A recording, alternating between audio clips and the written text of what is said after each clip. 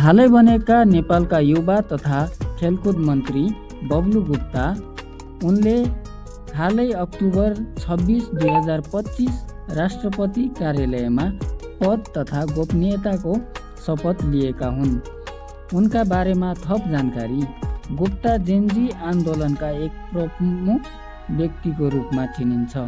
उनले 100 ग्रुप नामक संस्थाको स्थापना गरे जसले समाजमा का लागि विभिन्न अभियान चलाउँछ।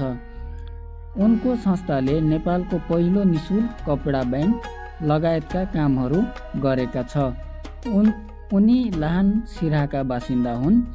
सन् 2024 मा उनलाई सामाजिक कल्याण सम्बन्धी कार्यका लागि राष्ट्रिय पुरस्कारबाट सम्मानित गरिएको थियो। मन्त्रीको रूपमा नियुक्त भएपछि उनले मन्त्रालयका सबै बैठकहरूको प्रत्यक्ष प्रसारण गर्ने निर्णय गरेको छ।